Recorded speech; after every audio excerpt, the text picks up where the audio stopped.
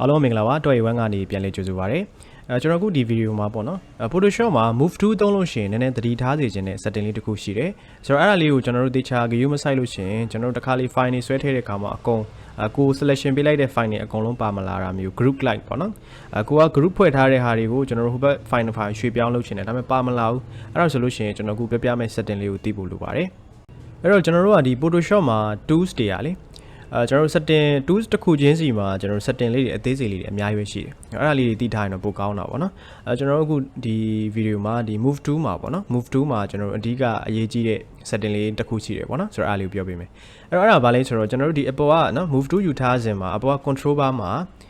green bar ဒီနေရာလေးမှာပေါ့နော် group နဲ့ layer ဆိုတာနှစ်ခုရှိတယ်နော်အဲ့ဒါလေးတစ်ချက်ရှင်းပြမယ်အဲ့တော့ group ဆိုတဲ့ဟာကိုရွေးထားလို့ရှိရင်ကျွန်တော်တို့က group ဖွဲ့ထားတဲ့နော် group ဖွဲ့ထားတဲ့ဟာတွေကိုကျွန်တော်တို့တစ်ဖက် file ဆွဲသွားလို့ရှိရင်အဆင်ပြေတယ်ကျွန်တော်အခုဒီမှာဟိုဘက်ကိုကျွန်တော် file လေးနော်အခု group ဖွဲ့ထားတဲ့ဟာလေးကိုကျွန်တော်ဟိုဘက်ကိုအကုန်လုံးယူသွားခြင်းတယ်နော်ကျွန်တော်အခုဒီမှာ group ဖွဲ့ထားတဲ့ဟာလေးရှိတယ်အဲ့ဒီ move to နဲ့ဟိုဘက်ကို online ကြီးယူသွားခြင်းတယ်ဆိုရင်ဒီအပေါ်က control bar ပေါ့ sorry option bar နော် option bar မှာဆိုလို့ရှိရင်ကျွန်တော်တို့ဒီ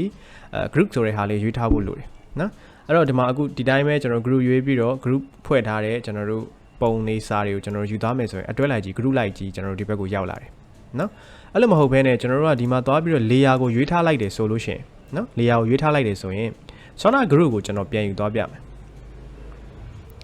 group လိုက်ပါလာလားဆိုတော့ group လိုက်မပါလာဘူးဘာကြောင့်လဲဆိုတော့ဒီပုံမှာ layer ရွေးထားလို့ရှိရင်ကျွန်တော်တို့ group ထဲမှာဘလောက်ပဲเนาะဘလောက်ပဲကျွန်တော်တို့ group ဖွဲ့ထားတာကျွန်တော်တို့ထောက်လိုက်တဲ့ဟာနဲ့ပတ်သက်တဲ့ layer ကိုပဲသူက selection ရွေးသွားတာပေါ့เนาะအဲ့တော့အခုဆိုရင်ဒီ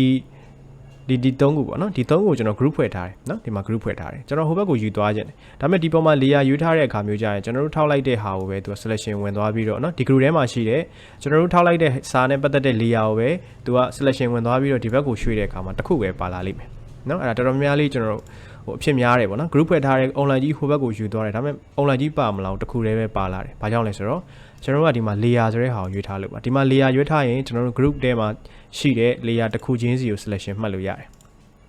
နော်အဲ့တော့အခုကျွန်တော်ဒီမှာဒီအောက်က shape နဲ့ဒီဘောစာနဲ့ group ဖွဲ့ထားတယ်နော်အဲ့တော့အောက်က shape ကို selection ပေးခြင်းအောက်ကိုထောက်ကြည့်ဒါဆိုဒီမှာ rectangle shape ကို selection ပေးသွားတယ်စာကို selection လုပ်ခြင်းစာကို selection ပေးလို့ရတယ်ဒါကဘာကြောင့်လဲဆိုတော့ layer ဆိုတဲ့ဟာကိုရွေးထားလို့เนาะတကယ်လို့များကျွန်တော်က group ရွေးထားမယ်ဆိုလို့ရှိရင်เนาะ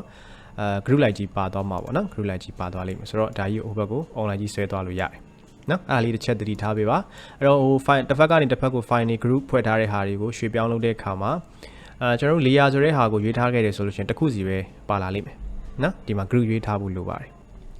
အဲ့တော့ဒီ video လေးကအကျိုးရှိလောက်မယ်လို့ထင်ပါတယ်ကျွန်တော်နောက်ရက်ဒီမှာနောက် video တွေနဲ့အတူပြန်လာခဲ့ပါမယ်เนาะကျွန်တော်က YouTube channel လေးကိုလည်း subscribe မလုပ်ပါသေး subscribe လုပ်ပေးတော့ပါအောင်เนาะ